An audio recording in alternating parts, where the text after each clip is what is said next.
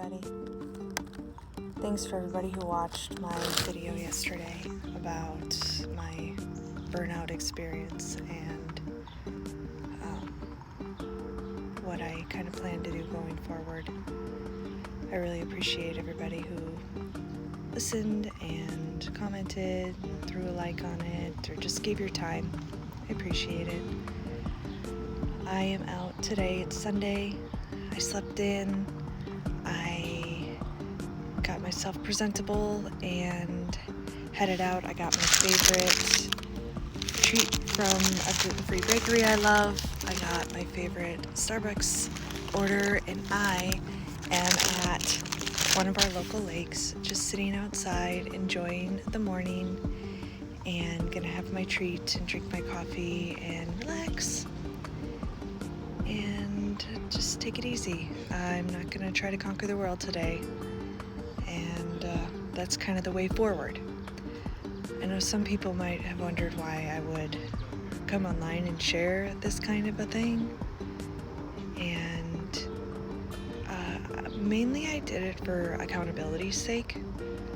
I am so afraid that if I don't tell somebody who's not in my direct vicinity, if I don't tell the greater world what I've been doing and what I need to change and what my plan is, that I'm gonna backslide. And then I'm just gonna go right back to old habits, whether quickly or slowly, and I'm not gonna make the changes that I should, and I'm not gonna take care of myself, and I'm just gonna end up in the same position again, or worse. So, accountability, and also just for honesty's sake, and so that maybe if somebody else is watching and they're kind of going down the same path I was, that maybe they can remind themselves to just take care of themselves and that they don't have to be perfect. I saw a quote recently that was, you're not a perfectionist, you're just afraid that your best isn't good enough. And that really hit. That I'm like, who am I proving things to? Who am I trying to impress? Like, I mean, myself, first and foremost. But I don't need to impress anybody. I don't need to prove to the world of who I am. I need to find that sort of validation elsewhere, and find that in having a gratifying, good life instead of trying to prove to everybody else how good I am. So that's where we're at. We're gonna keep going, we're gonna keep pushing. It doesn't mean that there won't be times where things get stressful and I have to kind of go through temporary bouts of working really hard. It's just that they have to be temporary. I can't have that pace all the time. Like the Rose Academy orders, they're gonna come in, they're gonna be huge, they're gonna be a lot of work, but they're going to end.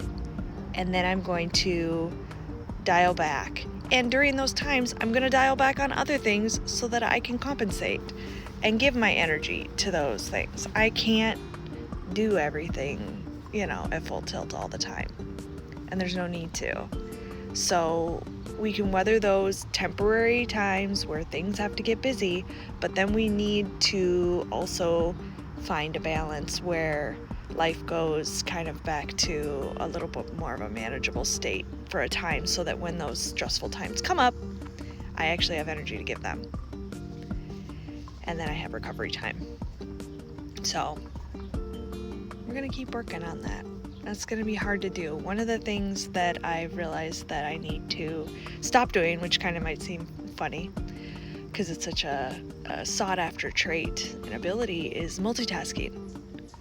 I have really abused my ability to multitask, and I've used it to allow myself to do more than I should. So Maybe I don't always need to be doing like 2 or 3 things at once. That's hard to think about, because I want to do 2 or 3 things. I want to be productive, but you can be productive. You don't have to be crazy about it. So we're going to be better about that. We're not going to be so crazy that we need to be doing 2 or 3 things all at once. So we're going to take it a little more easy. All right, I'm going to eat my treat. I'm going to enjoy my coffee. I'm going to just have a nice morning and have a nice rest of my day and take care of business and take care of me. Thanks for coming along, and thanks for the support.